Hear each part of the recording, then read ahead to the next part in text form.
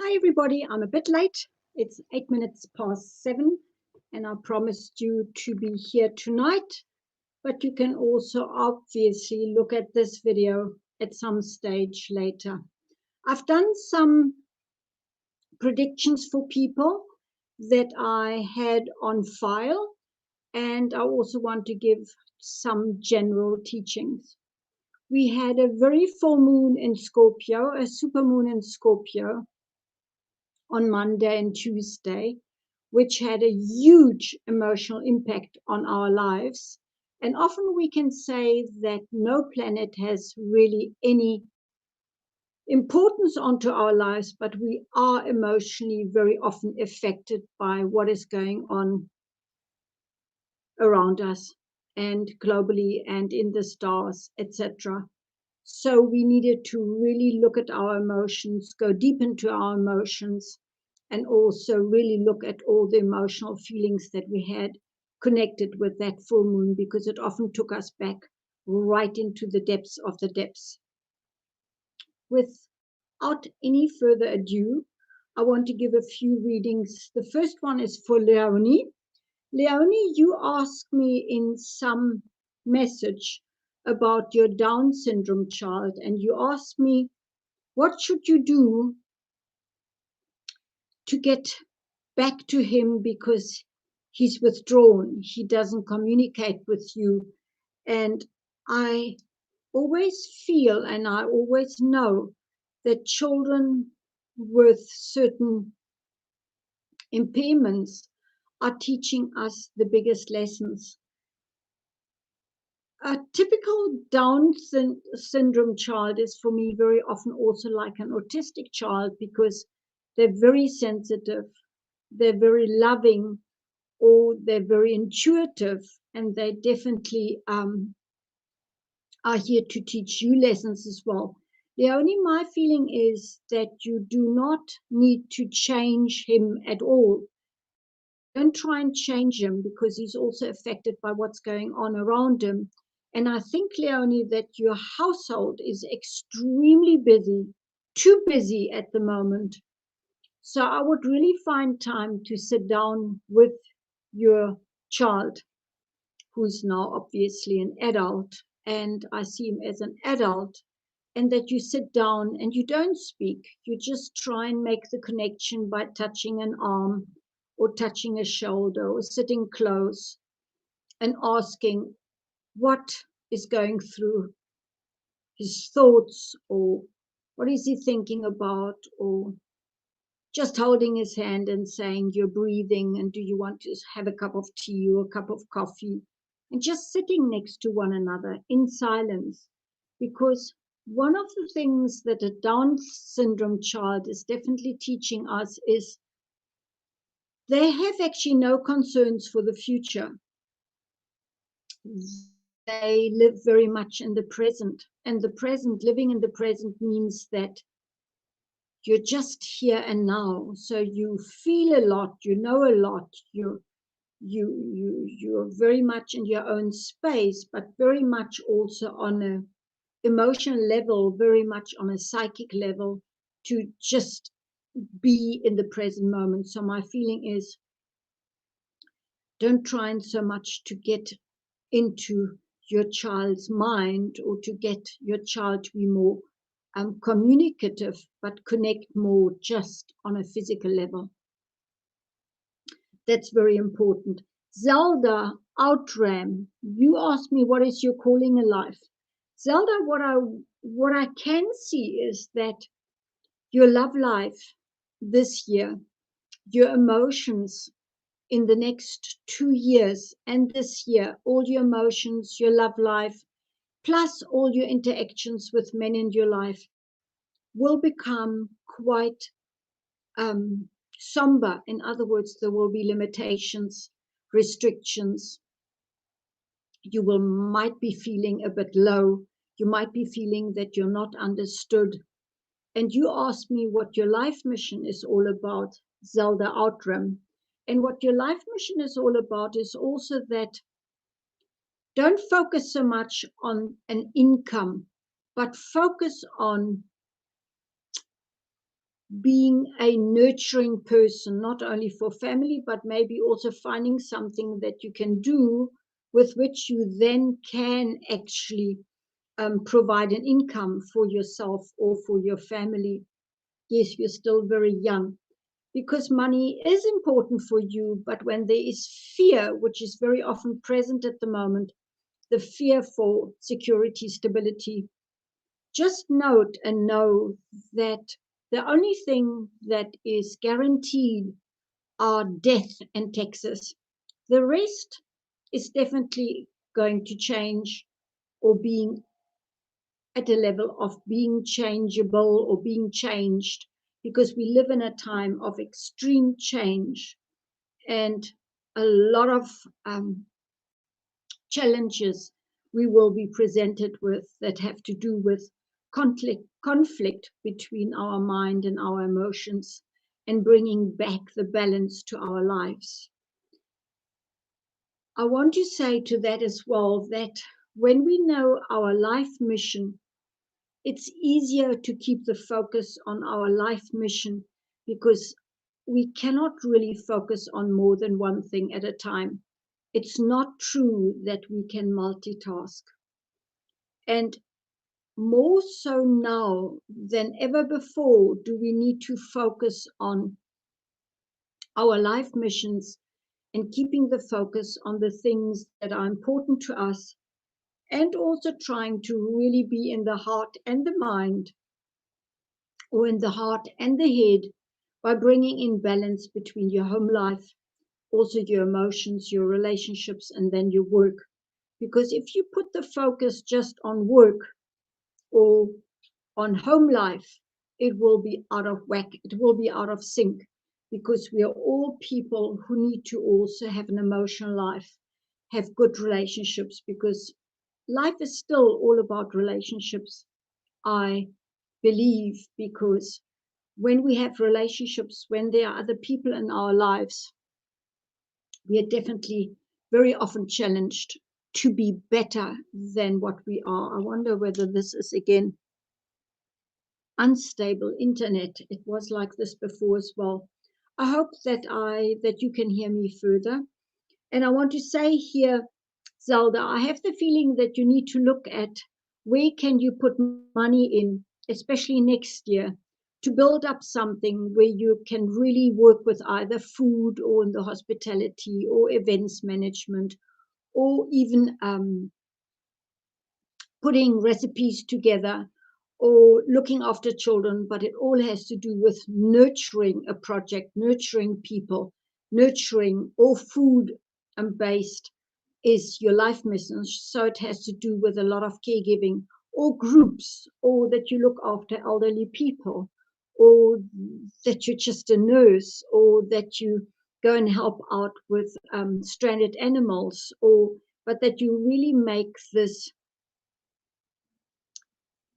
your go-to place, because in your love life, in your emotions, in the interaction with men, in your general interaction with people, you will be very much challenged, and you need to have more input in nurturing somebody, somewhere, or something, or some animal, or putting in this all this energy into something that is nurturing, or where you really give service to people, and where you have a job where you give service to people, because then you will feel more fulfilled for your contribution to life than just being a housewife or a mother, because it will somehow be too restricted to just your family. Shirley, my year for marriage, you asked whether this is a good year for marriage. And I want to say to you, Shirley, that you're definitely in a new cycle this year, but I cannot see anything that is coming together at the moment in relationships.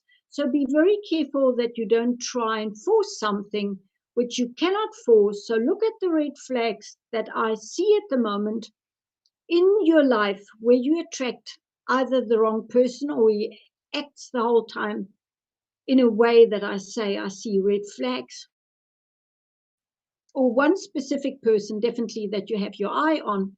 Don't try and change another person. If a person is not prepared to really be into you and dating you and being there for you, rather walk away. Because for you, you have the tendency to really learn rather hard lessons, although you're still very young, that you feel not fulfilled. And only later in life will you really want to have more fulfillment in life. And at the moment, definitely don't choose a person that just can provide for you and has financial backing for you and where you have a nice house and a nice car, because that is not enough unless you really want to do a contract here, which is a business contract and not a love marriage, because you want a stable financial situation. Don't choose a life partner for reasons like that, because I believe then you'll be disappointed, very disappointed. So I have the feeling that if you get married this year and you're not very careful, then it's the wrong choice. Machtel Stein, you asked me whether your husband will get a permanent job this year. And I was wondering, Machtel, why you, and I can see from your point of view, why you want your man to have a stable permanent job, because you don't want changes at all in your life. You're very scared of security and stability that can be taken away, where it's actually husband to be more flexible, to take jobs that are not permanent, to have better income, to be more flexible, to be more alive, to do his thing, and not to just wait for one permanent job, because that might not come up that quick. Maybe time now him tweak the temporary works, the contract work, and to maybe even be away from home, so they can both grow in front way, away from each other, and that you don't put your force into this permanent job, because then you might have really a lot of suffering. And I just want to state here that there is a difference between suffering and pain. When we have pain, we can have pain which is physical, just from a physical point of view. After an operation, we have pain.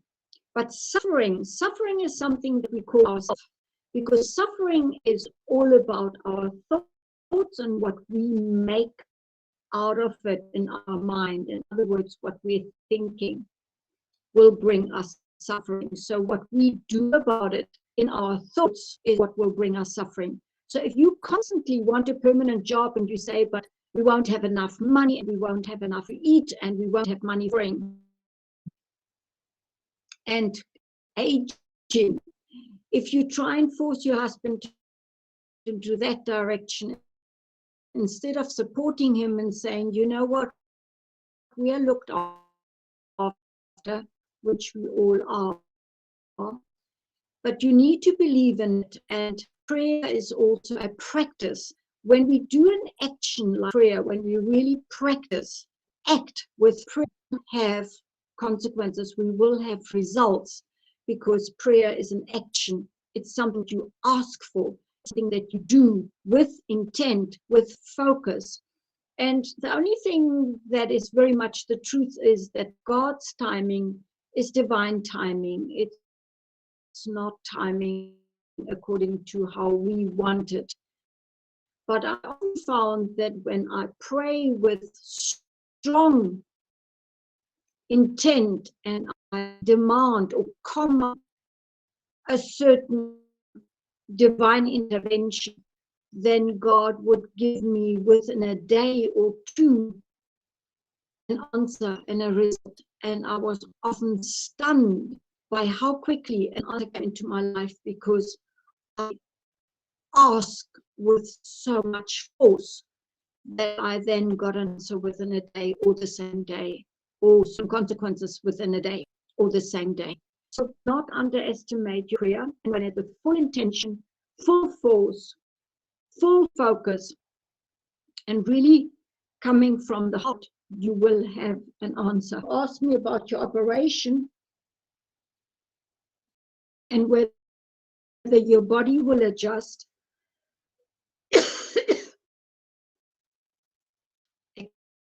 Excuse me.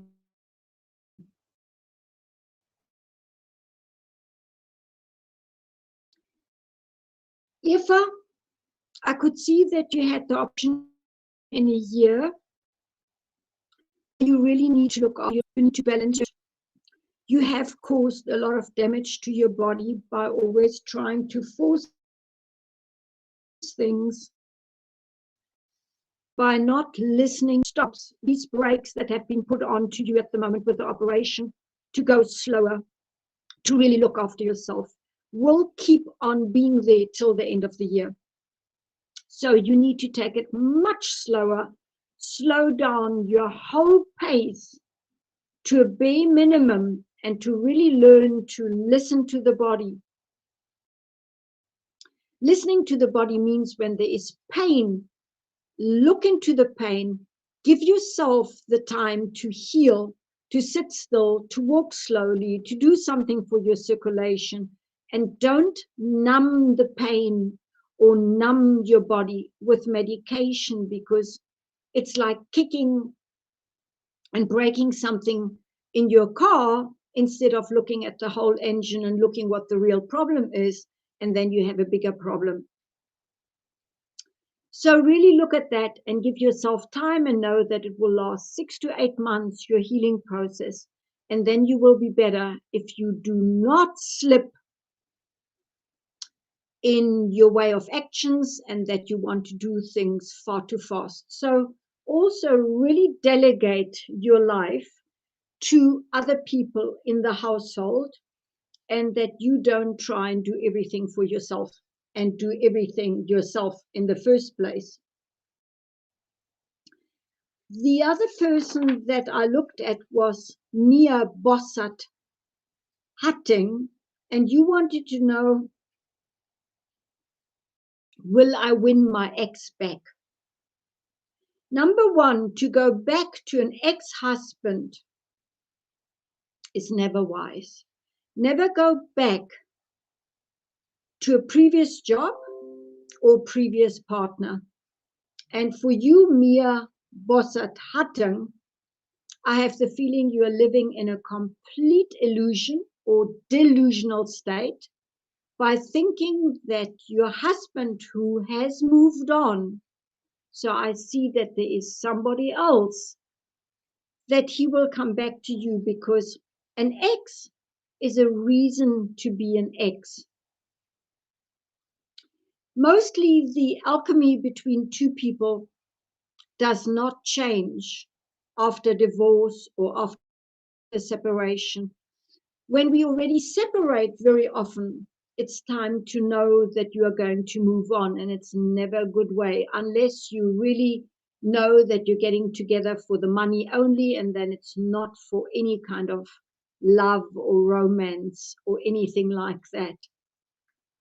So, Mia, I want to say to you that your life is very much a life of also having to work hard for yourself, really being restricted in many ways. Family is not really part of your agenda.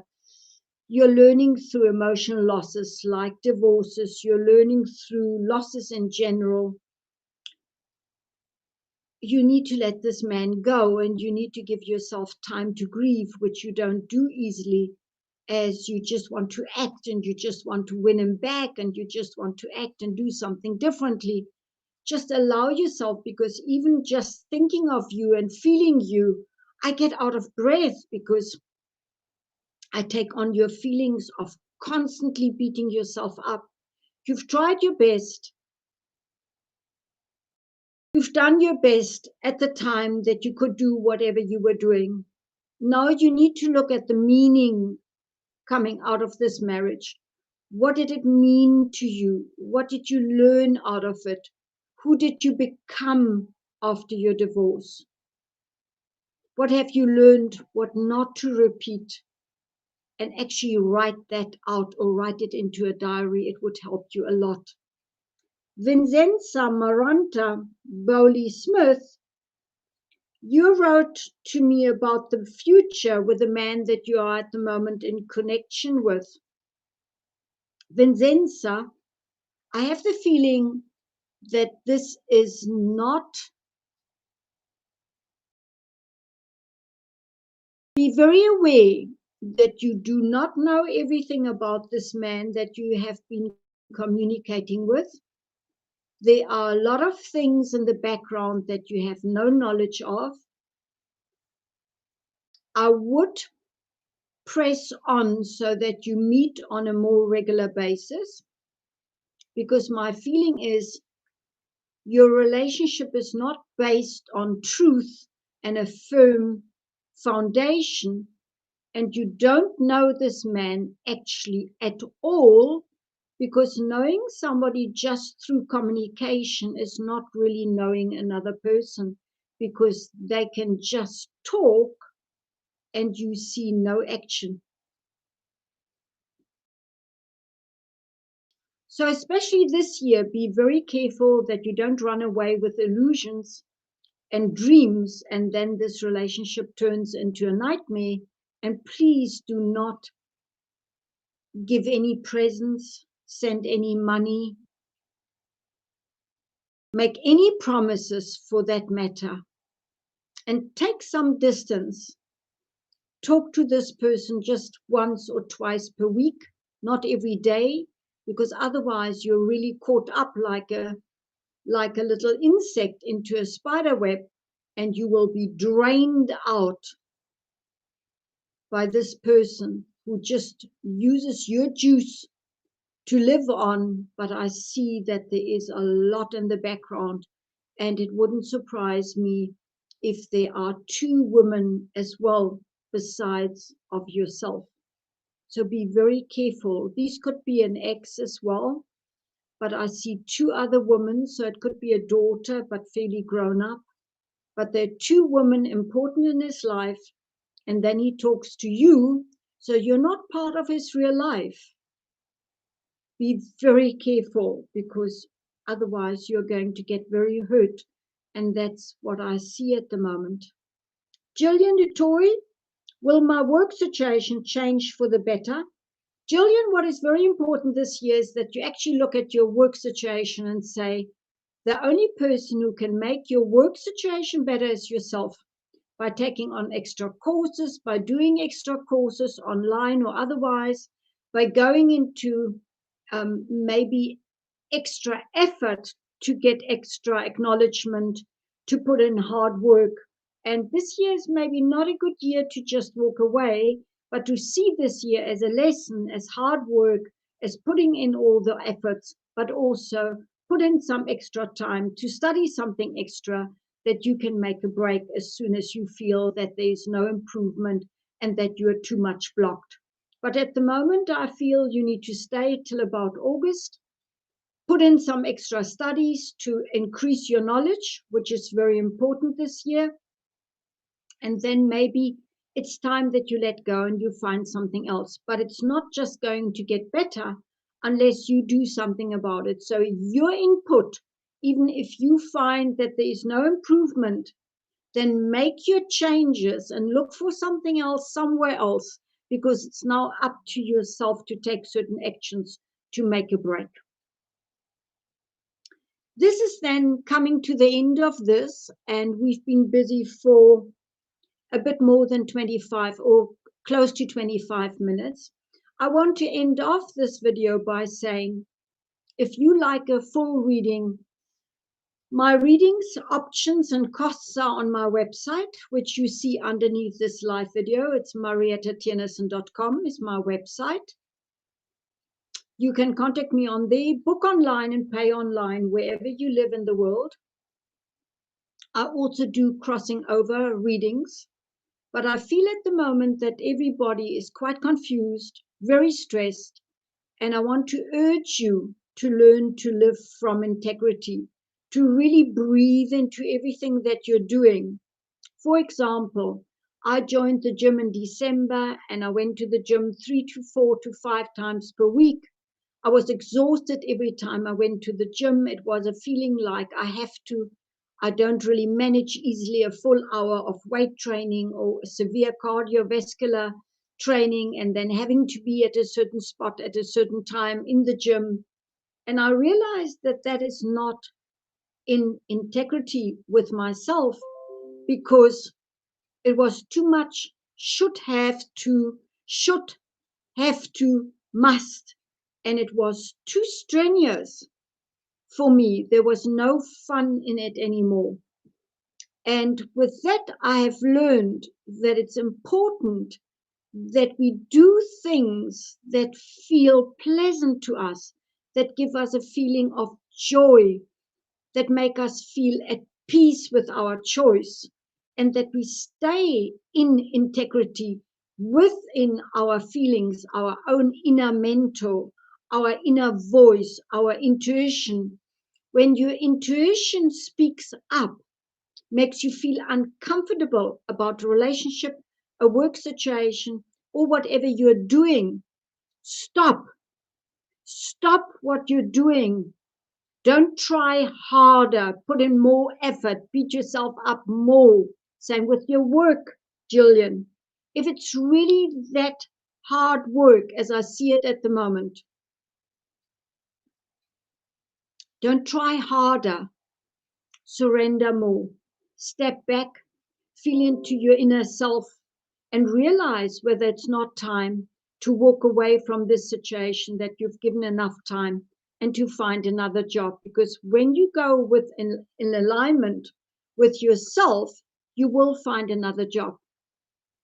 There's no doubt about it. No circumstances define your life, because you are the one who defines your life. Circumstances will be there, but your attitude is very important, and how you look at life.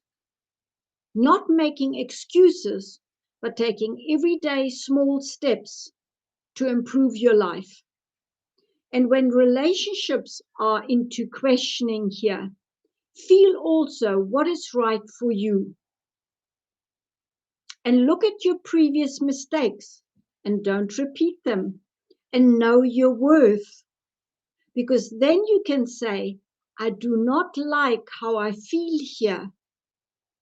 So I rather say no to this, or I ask for a real commitment.